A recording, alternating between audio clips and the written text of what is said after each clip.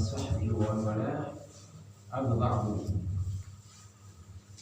قال تعالى: أعوذ بالله من الشيطان الرجيم إن الصلاة كانت على المؤمنين كتابا موقوتا.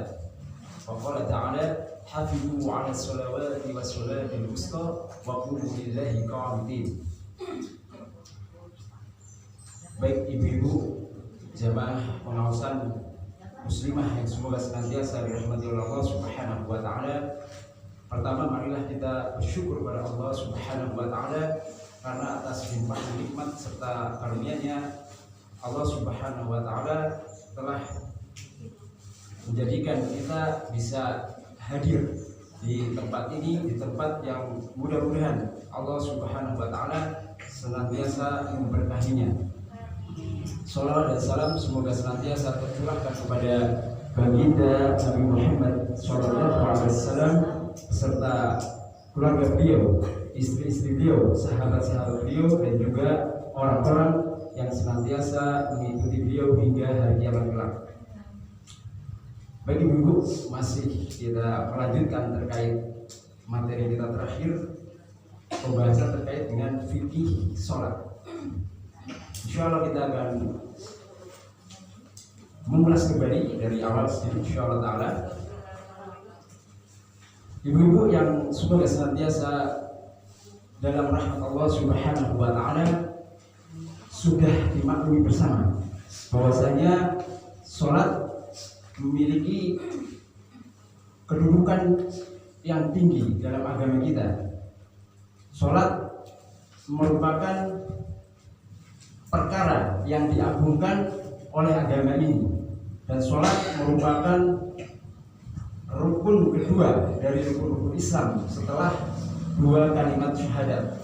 Ya, hal ini sebagaimana sabda Nabi SAW dari sahabat Ibnu Umar, "Buniyal Islamu ala khamsin." Jadi Islam itu dibangun di atas 5 perkara. Kemudian disebutkan syahadati an la ilaha illallah, syahadat bahwasanya Allah lah satu-satunya sembahan yang berhak diibadahi. Kemudian yang kedua disebutkan wa iqamis shalah. Kemudian yang kedua disebutkan adalah menegakkan sholat, dan seterusnya. Karenanya di sini penting bagi kita untuk mengetahui bagaimana sih sebenarnya untuk sholat yang dicontohkan oleh Nabi SAW. Bagaimana sebenarnya sholat yang harus dikerjakan sehingga kita memperoleh pahala yang besar dari ibadah yang kita lakukan dari ibadah jenis sholat ini. Ibu-ibu sekalian, perlu diketahui bahwasanya sholat merupakan amalan yang pertama kali nanti di hari kiamat dihisab. Ya, Rasul SAW beliau bersabda, "Awwalu ma yuhasabu bihil abdu yaumal qiyamah as-shalah." Amalan atau suatu perkara yang pertama kali kelak dipertanggungjawabkan atau dihisab di sisi Allah pada hari kiamat adalah sholat. Fa in sholahat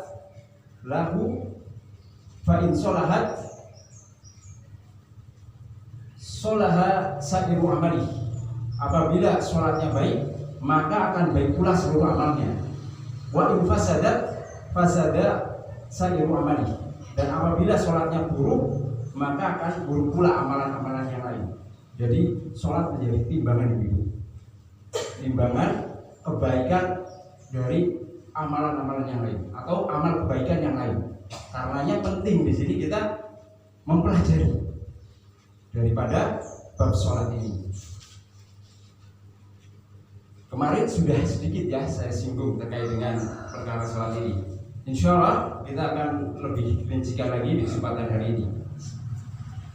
Baik, di sini saking pentingnya perkara sholat, ada hukum khusus bagi orang-orang yang meninggalkan sholat. Ya, apa sih sebenarnya hukumnya bagi orang-orang yang meninggalkan sholat wajib, gitu ya Bu ya? Sholat yang 5 waktu. Di sini ada beberapa keadaan. Kalau dia meninggalkan sholat karena benar-benar mengingkari akan kewajiban sholat, maka dihukumi kafir. Dihukumi kafir. Misalkan ada orang mengatakan sholat itu tidak wajib, ya, maka kalau dia betul-betul sudah tegak hujah baginya, dia tahu tentang hal tersebut, mengingkari dengan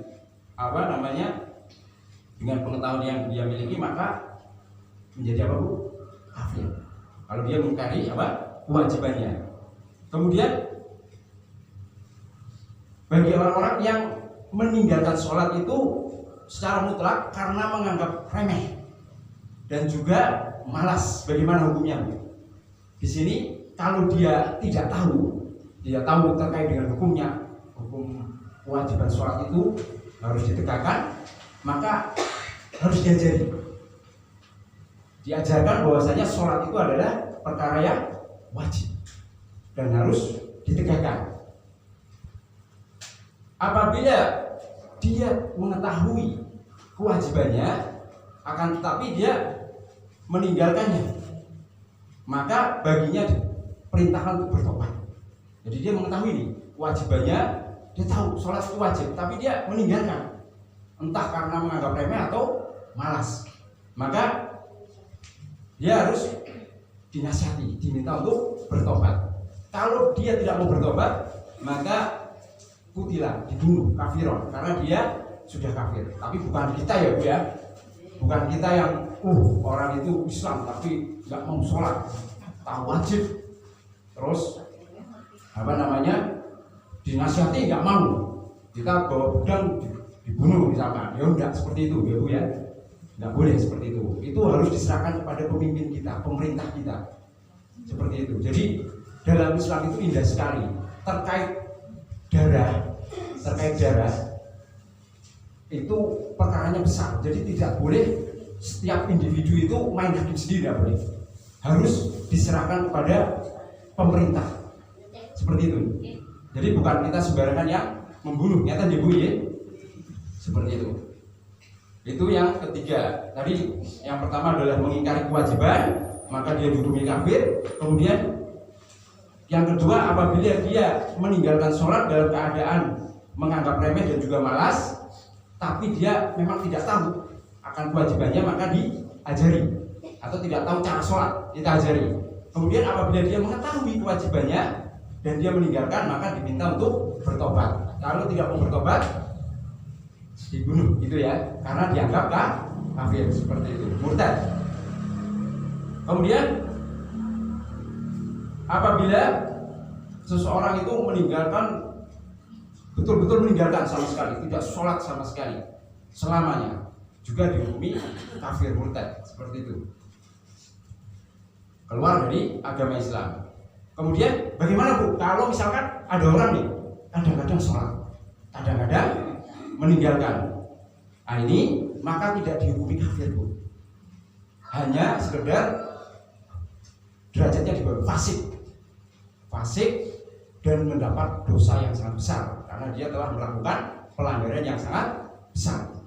Ada kan, Bu ya, kadang orang kadang-kadang sholat, kadang-kadang mungkin muncul malasnya meninggalkan sholat, sebagian orang seperti itu, ya, maka ini tidak dihukumi kafir, ya, tapi dia sudah melakukan dosa yang sangat besar, ya. Kemudian apa efek dari orang-orang yang meninggalkan sholat? Ya, kalau dia di dalam masih hidup, ya, Bu, maka orang tersebut, misalkan laki-laki, maka tidak halal. Kalau dia meninggalkan sholat, tidak halal dinikahkan dengan anak kita yang perempuan, misalkan. Jadi orang itu kalau memang meninggalkan sholat, pengaruhnya nih, kan tadi hukum-hukumnya bagi orang-orang yang meninggalkan sholat. Sekarang pengaruhnya bagaimana nih? Pengaruhnya dalam kehidupan ini kalau ada orang yang meninggalkan sholat seperti itu, tidak mau sholat sama sekali, maka di sini dihukumi bahwasanya tidak halal kita menikahkan anak perempuan kita dengan laki-laki itu, seperti itu. Kemudian jatuh juga hukum perwaliannya. Ya, kan biasanya kalau nikah ada walinya gitu. Nah, itu kalau orang itu betul-betul meninggalkan, itu bisa jatuh perwaliannya. tidak boleh mewalikan. Ya. Kemudian juga kalau dia perempuan maka jatuh juga, gugur juga hak dia dalam hadon, menyusui. Ya, menyusui anak bayi itu sampai segitunya, ya. Karena bahaya nih kalau dia mengaku muslim kok meninggalkan sholat. Ya. Kemudian juga di sini disebutkan bahwasanya tidak mewarisi, ya, tidak mewarisi. Kemudian juga diharamkan hasil sembelihannya karena dianggap apa? Dianggap kafir. Seperti itu. Kemudian juga diantaranya tidak boleh masuk Mekah. Ya. Karena kalau Mekah Madinah kan tanah haram, ya Bu, tanah haram, maka di situ tidak boleh orang kafir masuk. Nah, kalau memang ada aturan, jadi kalau kita ke sana orang-orang kafir itu tidak ada yang masuk Mekah Madinah karena memang tanah haram dan tidak bolehkan selain orang Islam. Biasanya kalau orang-orang Barat itu ke Saudi Arabia, ya ke kota-kota lain selain Mekah dan Madinah, bisa ke Riyadh, ke Jeddah atau selainnya. Tidak boleh soalnya masuk ke tanah haram karena ada nanti dibatasi. Ya, ini termasuk bagian tanah haram, orang kafir di situ tidak boleh masuk. Ya. Kemudian itu terkait dengan hukum ketika masih hidup. Bagaimana kalau setelah meninggal? Orang itu tidak pernah sholat kemudian meninggal. Ya, di sini idza mata la yugassal. Jadi apabila dia mati tidak dimandikan. Sampai segini. Tidak dimandikan, wala yukafan, tidak juga dikafani, dan wala yusolli alaihi atau wala yusolla alaihi, dan dia juga tidak disolatkan. Ya. Kemudian dia juga tidak boleh mewariskan. Karena dihukum kafir maka di sini dia bisa kekal di dalam neraka. Seperti itu. Kalau sudah benar-benar mengingkari kewajibannya ya Bu ya. Ini kalau sudah benar-benar mengingkari kewajibannya. Jadi bukan wajib. Ada tanbihnya. Jadi tapi ada sebagian para ulama yang menjelaskan bahwasanya terkait dengan hukum orang yang meninggalkan sholat apabila dia pernah bersyahadat seperti itu, kemudian dia juga mengamalkan mungkin amalan kebaikan, nanti di bawah kehendak Allah ketika di akhirat. Jadi kalau Allah mau ya diazab, kalau mau diampuni. Itu ada yang berpendapat seperti itu. Tapi ada yang menganggap bahwasanya kehendak itu muncul kalau bagi orang-orang yang kadang-kadang melakukan, kadang-kadang meninggalkan, seperti itu. Ya, ada yang berpendapat seperti itu. Ya, karena saking pentingnya perkara sholat, maka monggo untuk selalu dijaga. Dan alhamdulillah saya yakin ini taklim aja pada semangat ya ibu-ibu, apalagi melakukan yang wajib, begitu. Istilahnya merupakan tiang agama. Saya kira insya Allah tidak ada yang meninggalkan kalau ibu-ibu di sini, alhamdulillah. Ya, kemudian keutamaan sholat. Ya, keutamaan sholat itu banyak sekali ya Bu ya. Di sini diantaranya adalah orang yang melakukan sholat akan dirahmati oleh Allah Subhanahu wa Ta'ala. Ya, dalam sebuah ayat disebutkan wa aqimus sholata wa atuz zakata wa atiiur rasul la'allakum turhamun. Maka tegakkanlah sholat, tunaikan zakat, taatilah Rasul supaya kalian dirahmati. Masya Allah. Kalau rahmat Allah itu luar biasa ya Bu ya. Sudah tidak ada bandingannya sama sekali. Itu diantaranya. Kemudian juga ketika kita menegakkan sholat 5 waktu, kita itu diumpamakan seperti bagikan pakaian yang dicuci setiap setiap hari 5 kali. Jadi bagaimana Bu? Kalau pakaian kok dicuci sehari itu 5 kali, bersih enggak? Bersih ya? Nah, kotor cuci lagi. Jadi bersih. Jadi akan seperti apa ya? Baru terus ya. Akan tidak ada kotoran tentunya. Seperti itu. Jadi Itu diantara utamanya. Kita akan menjadi orang yang bersih. Ya. Tapi tentunya di sini perlu mengetahui juga tentang bagaimana sholat yang dapat memberikan efek bagus buat kita. Ya. Itu ya. Baik, kita langsung saja mungkin pembahasan sholat. Nah. Baik Bu, selama ini kita sholat. Saya tanya Bu, apa sih sebenarnya sholat? Atau takrif definisi pengertian dari sholat apa Bu? Kalau secara bahasa itu adalah ad-doa, berdoa. Ya. Karena memang dalam sholat kan isinya doa-doa Ibu. Masya Allah, coba bayangkan. Iya, itu secara bahasa. Kalau secara istilah, dia adalah ibadatun lillah, sebuah ibadah yang diperuntukkan untuk Allah Subhanahu wa Ta'ala. Kemudian dijelaskan dengan ucapan dan perbuatan tertentu, dimulai dari takbiratul ihram, kemudian diakhiri dengan salam. Iya, di situ. Dan diantara ucapan yang dilakukan ketika sholat mencakup dari apa Bu? Dari qiraah Al-Quran, takbir, tasbih, itu dari sisi ucapan. Kemudian dari sisi perbuatan seperti apa? Berdiri, sujud, ruku, itu dari sisi perbuatan. Jadi sholat itu mencakup peribadatan kepada Allah yang padanya terdapat ucapan dan perbuatan. Ucapan seperti membaca Al-Quran, mengucapkan tasbih, takbir, doa. Kemudian dari perbuatan apa? Melakukan berdiri, sujud, ruku, dan selainnya. Itu definisi dari sholat. Ya. Kita mulai dari yang pertama. Ketika sholat, ya, kita perlu tahu tentunya adalah apa? Syarat-syaratnya, seperti itu ya. Syarat-syaratnya. Di antara syaratnya, maka dia harus apa? Islam, kemudian tamyiz. Tamyiz itu mungkin usianya sekitar berapa? 7 atau 8. Kalau tamyiz bisa memahami ini baik, ini buruk, biasanya usia berapa Pak? 7 ya. 7 tamyiz ya. Kemudian juga akil, berakal. Ya, berakal itu di antara syaratnya. Kemudian menutup aurat, suci dari hadas besar dan kecil, kemudian juga suci dari najis baik tempatnya maupun badannya, kemudian menghadap kiblat dan juga niat tentunya.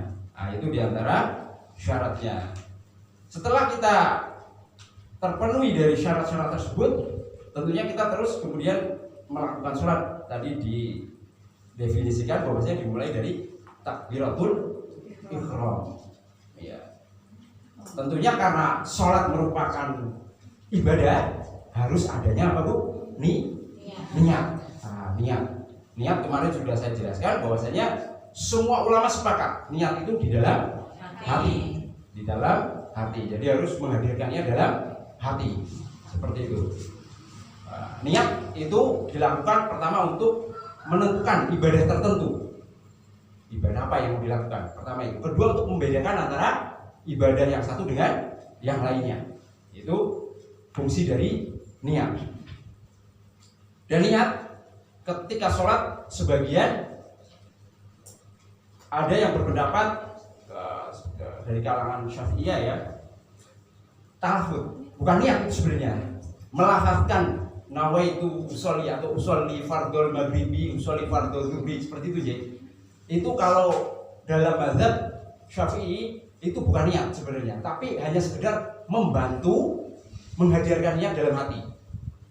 Ya, membantu niat. Ketika kita mengucapkan usolli fardhul zuhri, kan otomatis akan membantu dalam hati nanti sholatnya sholat zuhur, seperti itu. Menurut mereka seperti itu pendapatnya. Sehingga itu bukan niat, cuma sekedar untuk musa'adah, membantu. Kalau seandainya waktu sholat zuhur atau asar, dalam hati niatnya sholat asar, tapi mengucapkannya sholli fardhu zuhri, gimana Bu? Yang dianggap boleh ya, sah tidak niatnya? Kenapa Bu? Tapi kan dalam hati niatnya asar, cuma lafadznya zuhur. Berarti tidak konsentrasi. Bisa jadi loh, bisa jadi karena saking hafalnya, ya toh, dia karena sering mungkin ya, terus saking hafalnya niatnya asar nih, sudah niat asar, tapi yang dilafadzkan itu zuhur. Kata ulama ya dari mazhab Syafi'iyah itu sah sholatnya, tapi untuk sholat asar. Karena kan tadi niat di mana? Hati. Berarti yang dianggap niat dalam hatinya. Ada pun talafutnya kan bukan niat, tapi hanya sekedar untuk membantu mendapatkan niat dalam hati. Sehingga ketika niatnya sudah dalam hati itu terpenuhi, maka sah sholatnya. Seperti itu. Berarti tidak perlu diulang. Nggak perlu. Karena kan talafut bukan bagian dari niat, tapi hanya sekedar untuk membantu niat. Ya, seperti itu. Ada pernah kejadian seperti itu? Ada ya. Soal makanya oleh ulama dibahas seperti itu. Bagaimana kalau memang antara hati niatnya berbeda dengan yang diucapkan? Ya, maka yang dianggap sah selama memang betul dalam hatinya niat sholat asar. Sedangkan talafutnya tidak dianggap karena memang talafut itu bukan niat, hanya sekedar untuk membantu. Gitu ya Bu? Yes. Itu yang pertama. Nah, setelah itu kita masuk ke takbiratul ihram. Nah, kemarin sudah saya sampaikan ya, takbiratul ihram. Nah, kita bertakbir Allahu Akbar dengan keadaan begini ya Bu, tangan kita, kemudian sunahnya itu lurus dengan apa? Pundak atau dengan kuping, telinga. Ya, itu. Ketika takbiratul ihram mengatakan, jangan begini, ya Bu. Ini di hadapan ke depan, jangan begini atau terlalu di perut. Eman-eman, jangan juga. Sama, laki-laki sama perempuan sama. Ya, kata Rasulullah apa? Shollu kama ra'aitumuni usolli. Salatlah kalian sebagaimana melihat aku sholat. Jadi sama saja. Jadi jangan malu-malu ya Bu. Nah, ini ya, sejajar dengan pundak atau dengan kuping ketika takbiratul ihram. Sunahnya seperti itu. Setelah takbir kita tentunya bersedekah. Nah, bersedekah mari sudah Anda jelaskan ya Bu. Ya, jadi mencakup ini 1, 2, 3. Nah, begini boleh diletakkan dada tapi di bawahnya sedikit, bukan di dada pas, bukan seperti ini, tapi di bawahnya sedikit. Ya, walaupun sebenarnya untuk hadis yang paling sahih mana letaknya itu enggak ada.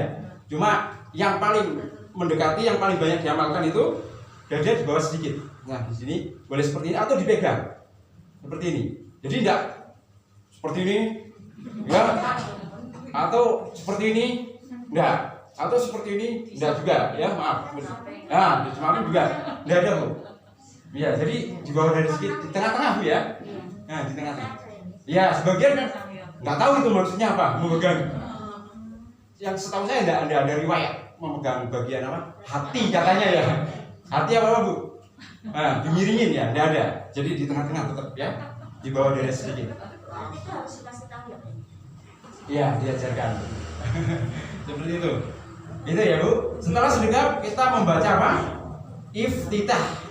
Bacaan iftitah macam-macam. Ada yang alhamdulillah kabira walhamdulillah katsira wa subhanallah wa bihamdihi itu ya. Ada juga yang Allahumma ba'id baini wa baina khataaya.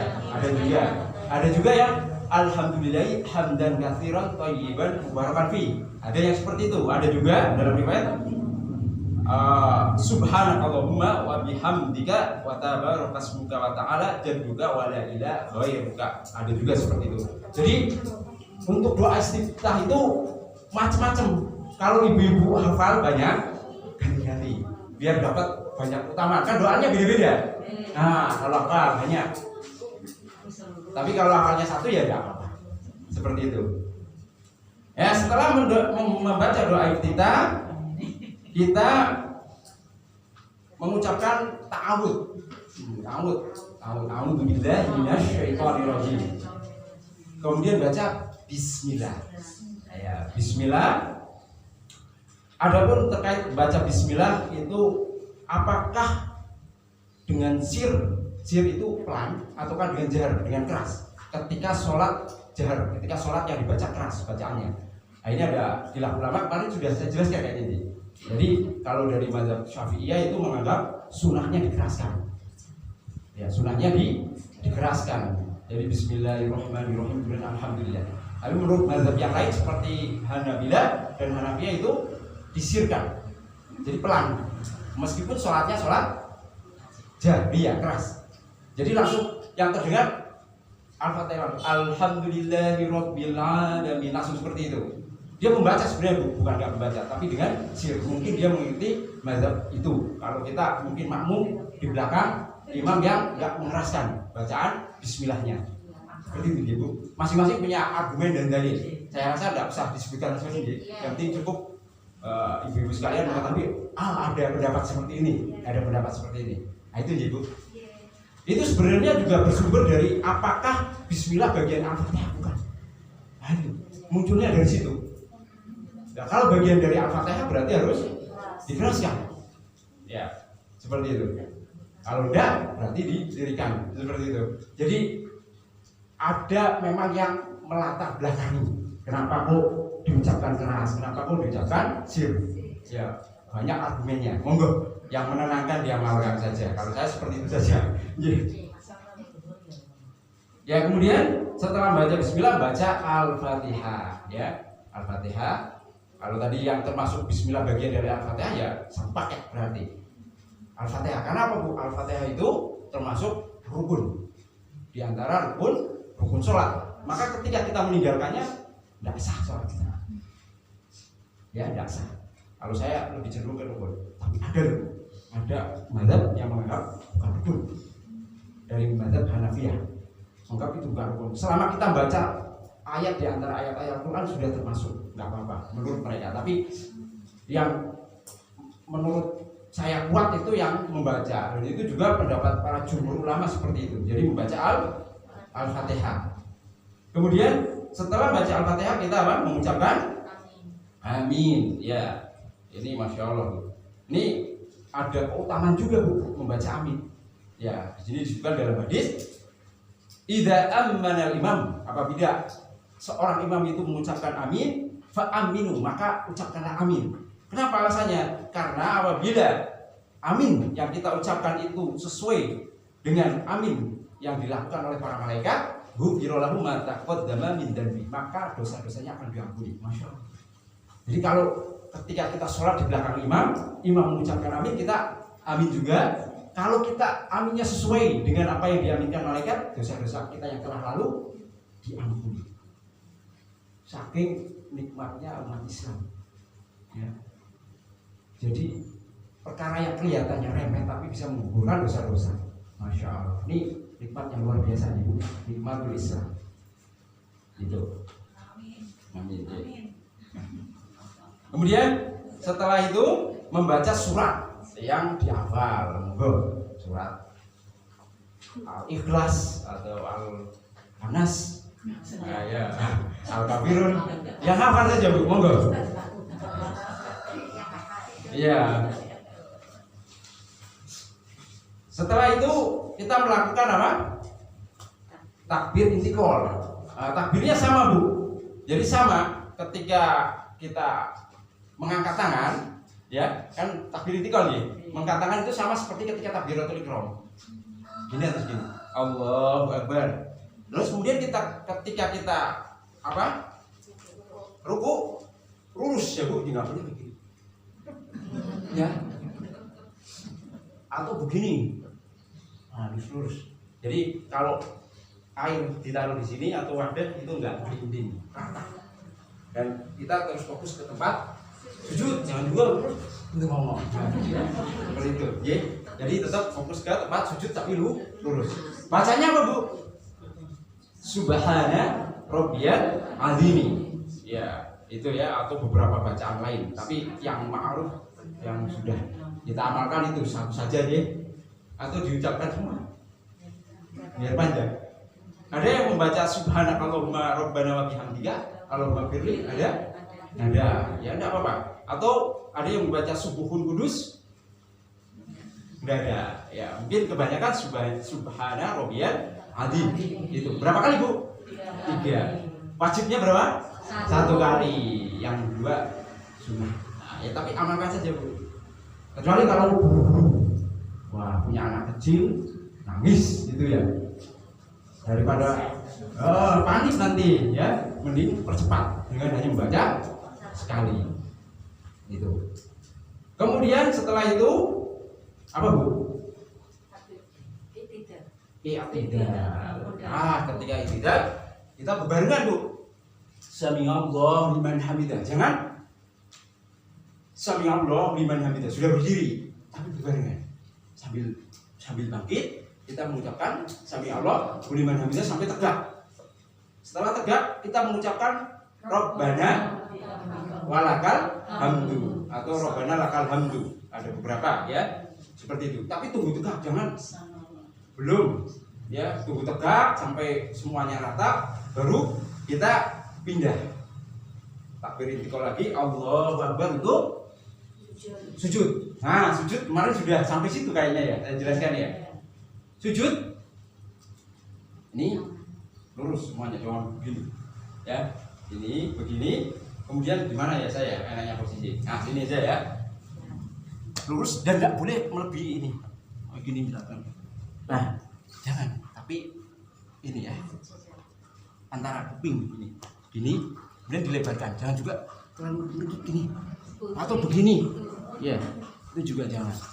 Jadi agak enggan, tapi nggak melebihi kepala ya sujud. Dan semua 7 anggota menempel. Sini, hidung, 2 telapak tangan, ini sama ini. Nah posisi kaki ini Bu ya, menancap. Semua kelima jari Ya paling tidak semampunya untuk menempel seperti ini. Kalau kadang kan jentik apa ini dari kelingking ini ya pendek gitu, jadi enggak sampai apa-apa. Nah begini ya, boleh dengan dikit rapet ya, terus jangan begini Bu ya, atau begini ya, sebagian mungkin diangkat-angkat itu jangan juga. Hah? Anak-anak ya Bu ya, kalau ibu-ibu insyaallah enggak. Nah seperti itu ya, itu kemudian membaca apa? Subhana kemudian a'la ya, berapa kali? 3, wajibnya 1. Kemudian duduk di antara 2 sujud. Nah, duduknya iftirash bisa seperti ini Bu. Jadi kaki kiri kita buat tumpuan ya, kemudian kita berdirikan ini ya, posisi ini menancap seperti ini. Kalau susah ya inilah ya, semampunya. Kalau memang nggak bisa menancap sendiri kan boleh begini Bu, miring gini nggak apa-apa Bu, miring gini nggak apa-apa ya, miring gini nggak apa-apa. Kadang kan maaf kalau sudah sepuh itu agak susah gitu lagi ya. Nah itu monggo semampunya saja. Yang penting jangan begini, ini nggak boleh ini nggak boleh. Ini karena seperti apa, duduknya anjing ya, nggak boleh. Kata Rasulullah nggak boleh. Ada yang ngomongin gini? Enggak ya, nggak boleh. Itu. Atau apa? Gimana ya? Atau misalkan diangkat satu begini nggak boleh juga. Semampunya Bu. Itu iftirash seperti itu ya. Kemudian setelah itu baca apa Bu? Robbik firli. Yang penting ada permohonan ampun. Atau biasanya mungkin Robbik firli warhamni wajburni, seperti itu dia. Moga warfa'ni warzuqni wahdini wa'afini wa'afwani. Nah, ada yang cukup Robbik firli, ada seperti itu. Ada yang versi panjangnya juga ada. Monggo yang enak. Nah itu. Setelah itu sujud kembali. Ya, sujud seperti sujud awal. Setelah itu bangkit untuk rakaat kedua. Wah, kita praktek sholat yang lebih panjang Ibu, maghrib atau isya nih. Sama seperti tadi di awal. Ya, sama seperti di awal. Kita mulai baca bismillah, kemudian Al-Fatihah. Ya, setelah itu amin, membaca surat yang kita hafal. Setelah itu kita melakukan apa? Ruku, ya i'tidal, lurus, kemudian sujud. Nah, yang penting tumakninah ya Bu. Jangan judi. Ada sebagian ya, tapi anak-anak biasanya. Kalau ibu-ibu insyaallah enggak. Ya. Tumakninah penting Bu, karena itu rukun. Kalau enggak tumakninah tidak sah salat kita ya. Tenang dulu biar. Iya. Godaannya seperti itu Bu. Nah, setelah itu rakaat kedua. Nah, kalau dalam rakaat kedua kita ada namanya membaca apa, Bu? At-tahiyat. At-tahiyat banyak versinya ya. Duduknya kayak tadi, duduk di antara dua sujud. Ini duduk, kemudian ini di sini posisinya sama. Ketika duduk di antara dua sujud juga kita letakkan tangan di sini, di atas fahidah, di atas apa namanya paha. Nggak seperti ini, Ibu. Nah, sini di atas ini. Kemudian kalau dalam sunnah Rasul gini megangnya, dibuletin ya, dibuletin, ditaruh sini. Nah, sekarang bagaimana pandangan mata? Nah, di sini ada ulama yang berpendapat pandangan kita ke arah sini ketika tahiyat. Ada yang ke tempat sujud. Kalau Hanafiyah ke tempat sujud, tapi dari kalangan Syafi'iyah, Hanabilah itu melihat ini jari kita. Jadi agak miring gini ketika at-tahiyat. Terus kapan mulai diacungkan? Nah, itu kan penting ya, Bu. Kapan, Bu? Illallah. Nah, itu menurut mazhab Syafi'i di situ. Jadi yang jelas saya di sini menyampaikan sunnahnya itu memberikan isyarat. Sunnahnya memberikan isyarat kapanpun dimanapun sunnahnya itu. Tapi perbedaannya para ulama dari keutamaan. Kapan? Kalau saya nih, saya Bu, monggo Bu. Kalau saya dari awal.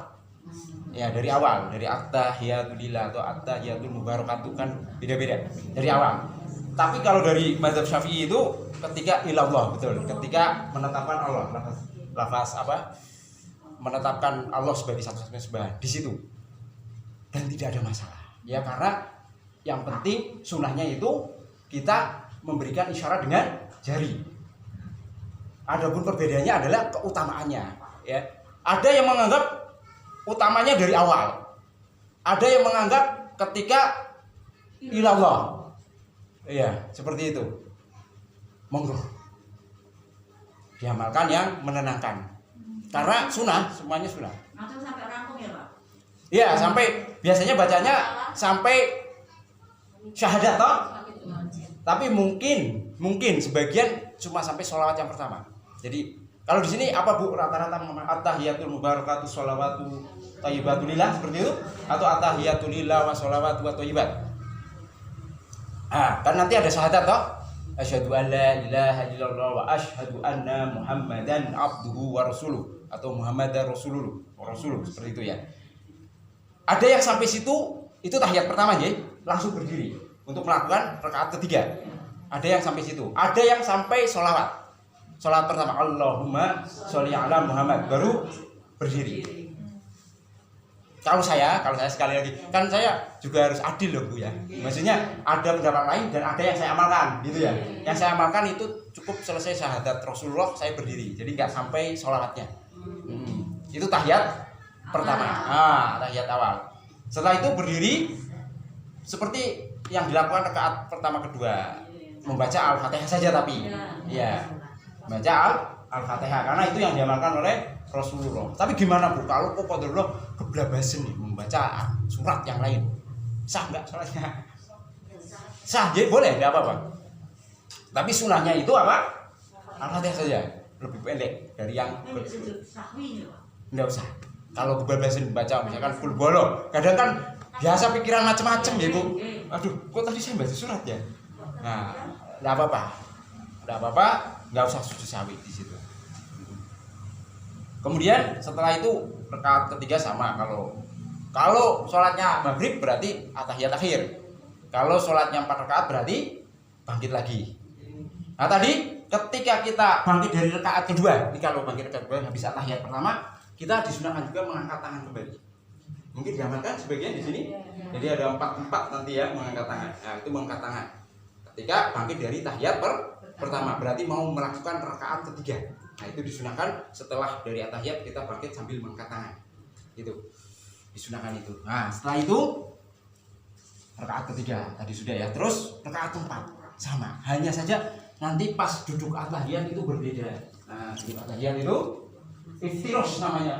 Tawar dulu ya. Jadi kaki apa ini? Kiri ya.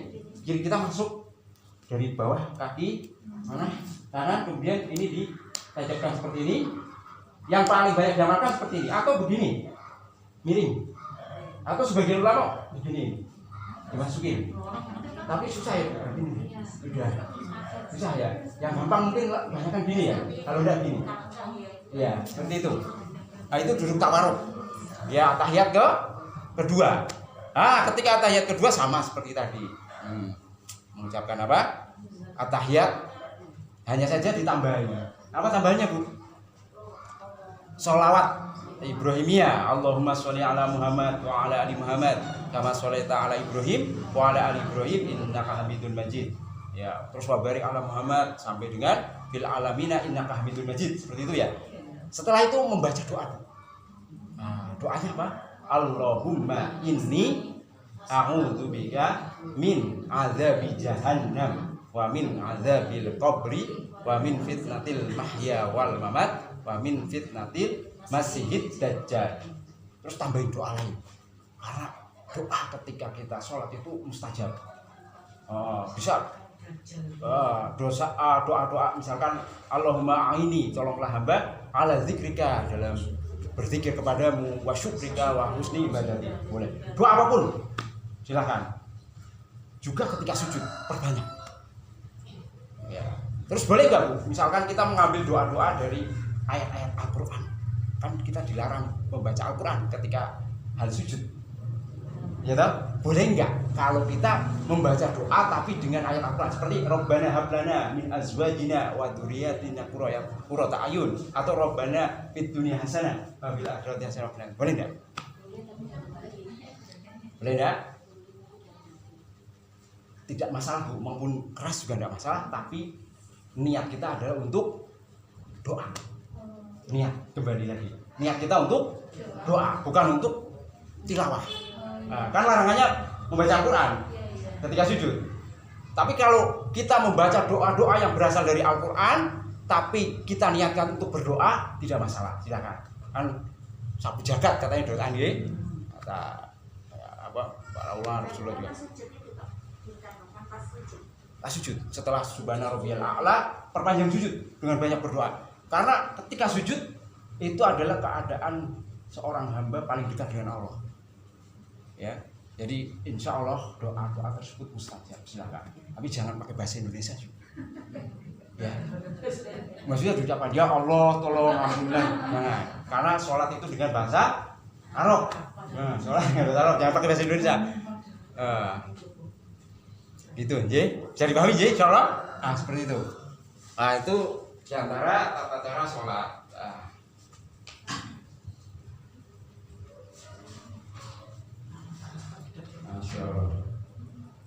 Jadi setelah itu selesai sholat. Salam belum ya, Bu ya? Tadi ya? Salamnya belum kok ya, belum selesai, maaf. Salam ya. Ketika sudah selesai membaca doa kita salam, Bu. Salam itu barengan sama menengok membaca Assalamualaikum warahmatullahi wabarakatuh. Assalamualaikum warahmatullahi wabarakatuh. Nah, ini terkait dengan jari apakah tetap ngacung atau enggak gitu ya. Itu udah ada riwayat yang datang ya, yang kita dapat di situ, sehingga para ulama menjelaskan bahwasanya selama tempat berdoa kita mengacungkan. Ya, selama tempat berdoa. Jadi ada sebagian yang ya sudah ketika selesai doa 4 perkara tadi masih dajjal, dia begini, kemudian tengok Assalamualaikum warahmatullahi wabarakatuh. Assalamualaikum warahmatullahi wabarakatuh. Seperti itu. Jadi sudah tidak mengacungkan. Bisa dipahami ya, Bu? Di sini. Itu. Kemudian zikir, Bu. Nah, zikir ngamalin ya, insyaallah ya. Di sini semuanya. Gimana zikir setelah sholat? Pertama kita mengucapkan apa? Astagfirullah. Berapa kali, Bu? 3 kali. Masih ada 1/4 jam lumayan. 3 kali. Ya, 3 kali. Astagfirullah. Setelah itu Allahumma antas salam wa minkas salam tabarakta dzal jalali wal ikram. Itu sekali saja. Kemudian membaca la ilaha illallah wahdahu la syarikalah lahul mulku wa lahul hamdu wa huwa ala kulli syai'in qadir. Kalau mau panjang Allahumma la mani'a lima a'taita. Hafal sampai situ? Doa tersebut. Itu ini diriwayat Imam Bukhari dan Muslim. Ada seperti itu. Jadi ditambahi Allahumma la mani'a lima a'taita wa la mu'tiya lima manakta walayan fa'udzal jaddi minkal jaddu. Itu di riwayat Bukhari Muslim. Nah nanti monggo mungkin bisa apa namanya kalau ada biasanya pada lembaran zikir pagi petang itu ada sebelumnya zikir setelah sholat. Nah di situ ada itu biasanya disertakan dengan riwayat-riwayat. Ya.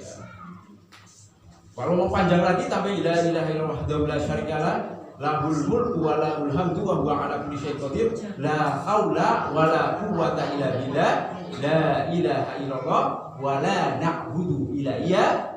Ya, terus lahu ni'ma wa lahul fadlu wa lahu tsana'ul hasan la ilaha illallah mukhlishina lahu din walau karihal kafirun. Sampai situ kemudian baca tasbih berapa kali? 33. Kemudian alhamdulillah 33, takbir 33 digenapkan. Itu kan masih 99. Dalam sebuah hadis disebutkan kata Rasulullah, "Man sabahallah fi dubri kulli sholatin."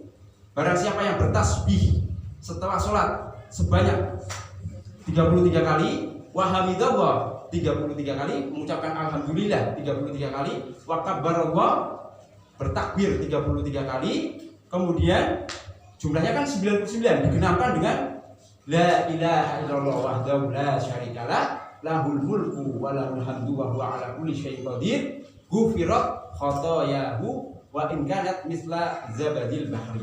Maka ketika itu orang tersebut akan diampuni segala dosa-dosanya meskipun dosanya sebanyak buih air laut. Nikmat Allah ya. Jadi nanti digenapkan betul. Selama ini digenapkan 100 dengan la ilaha illallah wahdahu la syarikalah lahul mulku wa lahul hamdu wa huwa ala kulli syai'in qadir. Seperti itu. Nah, itu benar-benar 100 dengan itu. Mudah-mudahan kita mendapatkan keutamaan ini, akan diampuni dosa-dosa kita yang telah lalu meskipun dosa kita sebanyak buih air laut. Buahnya kayak apa kalau kita ke laut itu?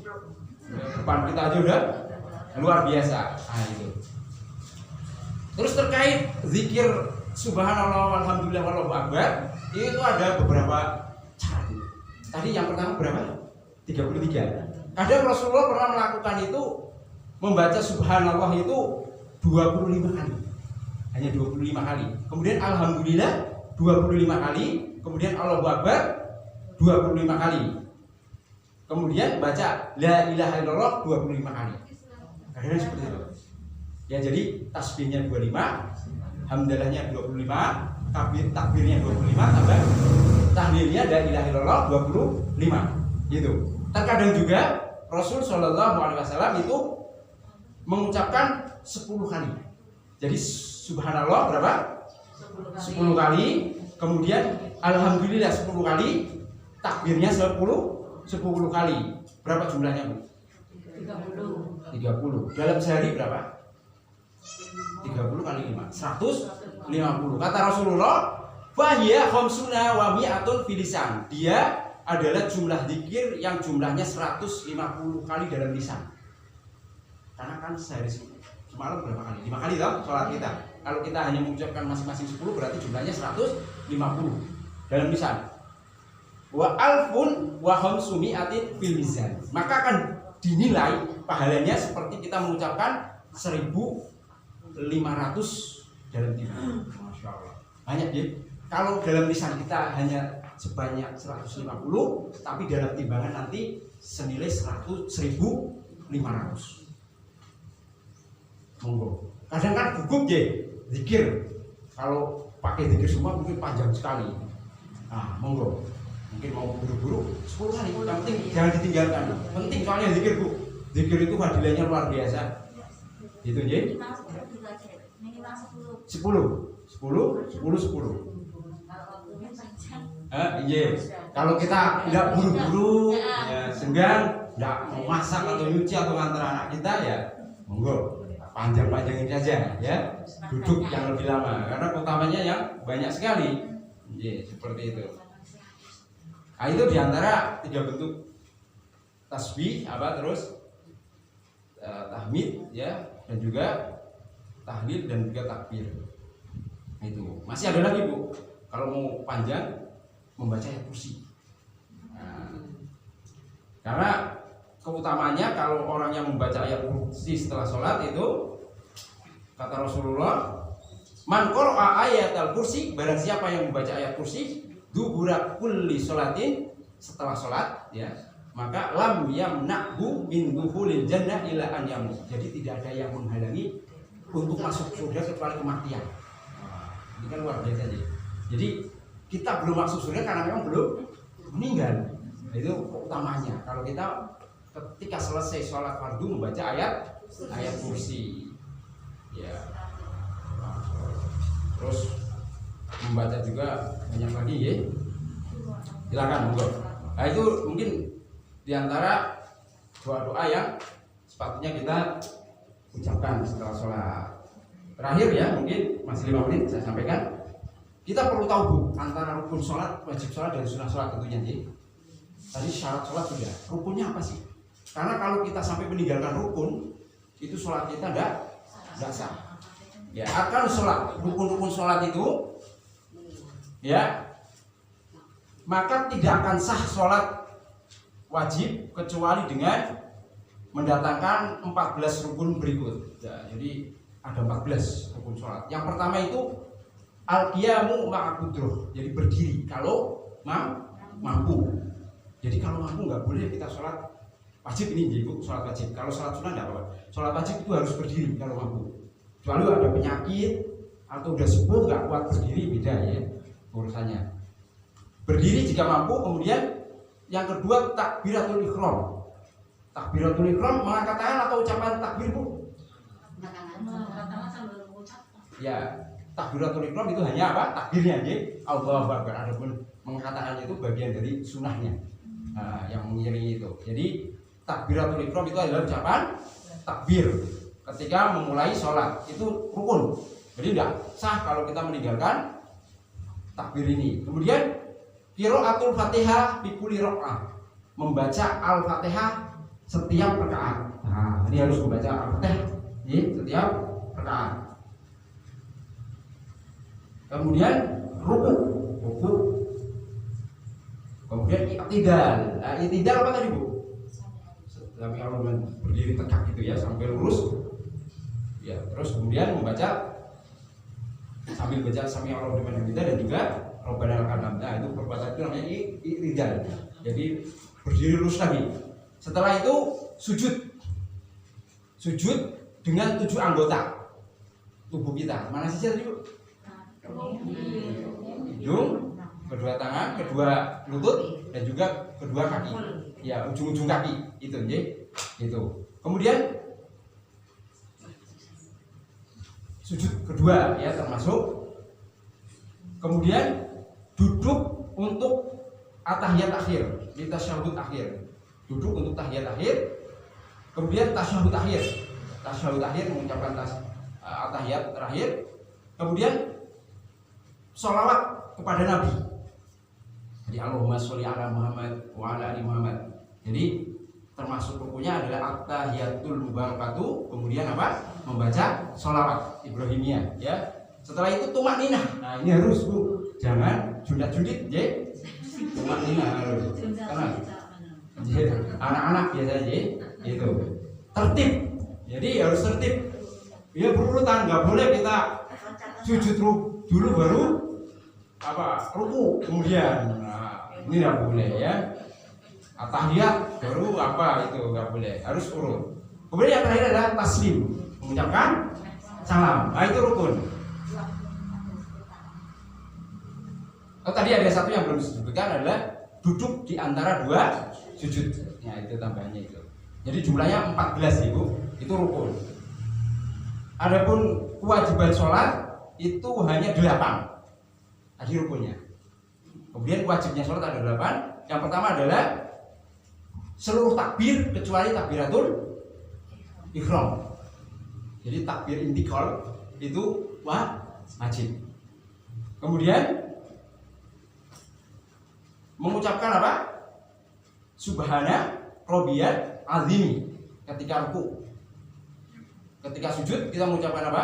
subhana rabbiyal a'la. Kemudian juga mengucapkan sami Allah liman hamidah. Ya. Kemudian bagi makmum mengucapkan rabbana walakal ham. Ini semuanya imam, makmum, dewean, ya, munfarid sendirian juga mengucapkan itu. Ya, kalau sami Allah liman hamidah ini disebutkan di sini hanya imam dan munfarid ketika bersendiri. Tapi ketika makmum tidak mengucapkan tidak apa-apa.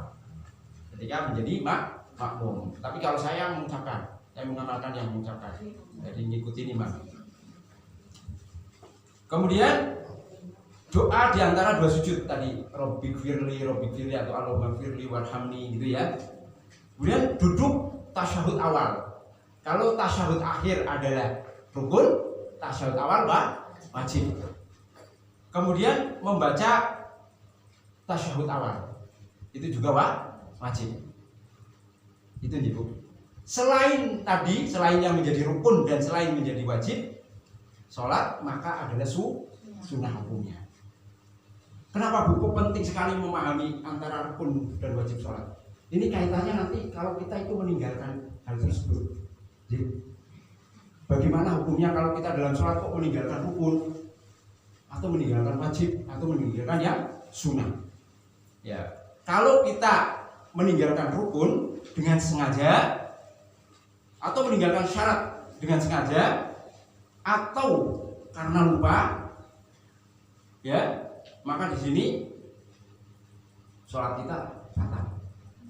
Termasuk kita meninggalkan kewajiban tadi secara sengaja. Catatannya. Jadi kalau meninggalkan syarat, rukun dan juga wajib dengan sengaja nih, ya saya nggak mau tasyahud akhir, maka sholatnya batal sudah. Baik dia sengaja maupun tidak sengaja. Kalau rukun dan syarat. Tapi kalau dia wajib sholat, kalau sengaja dia batal. Tapi kalau lupa gimana Bu? Kalau wajib sholat itu cukup sujud sahwi. Gitu Ji. Cukup sujud sahwi. Kemudian termasuk juga di sini disebutkan yang membatalkan sholat. Yang membatalkan sholat. Tadi salah satunya disebutkan bahwasanya ketika seseorang itu meninggalkan rukun atau syarat sholat dengan sengaja atau tidak sengaja, atau meninggalkan kewajiban secara sengaja, maka batal sholatnya. Kemudian banyak bergerak tanpa adanya hajat. Sholat itu gini, pokoknya nggak ada keperluan, gerak terus. Nah, itu juga batal ya Bu. Batal sholat hanya husuk, kayak lari aja ya, mana. Kemudian membuka aurat dengan sengaja. Aurat mana? Kalau dalam sholat, ibu-ibu terutama seluruhnya aurat kecuali wajah dan telapak tangan. Ini monggo rapatkan kalau sholat ya. Karena seluruh anggota tubuh perempuan itu aurat kecuali muka dan telapak tangan. Untuk kalau kebuka dengan sengaja kita pakai baju yang begini misalkan, nggak pakai rukuk lagi ya, rukuk ya kalau istilahnya Ji. Yang buat sholat apa di sini? Rukuk. Oh ya rukuk ya, nggak sah ya. Pakai daster aja begini, harus ditutupi itu. Terus berbicara atau tertawa atau makan dan minum sengaja, ini juga batal. Ya, saya kira tidak ada yang seperti itu. Itu diantara pembatal sholat. Karena sudah jam 5 kita cukupkan itu. Masya Allah pas toh. Ya wes, monggo kalau ada yang mau bertanya sebelum saya akhiri silakan. Kalau tidak ada, berarti akhiri ya. Baik, ibu-ibu sekalian, kita akhiri dulu pertemuan kita di kesempatan hari ini. Ada kurangnya saya mohon maaf. Wabillahi taufiq wal hidayah. Wassalamualaikum warahmatullahi wabarakatuh.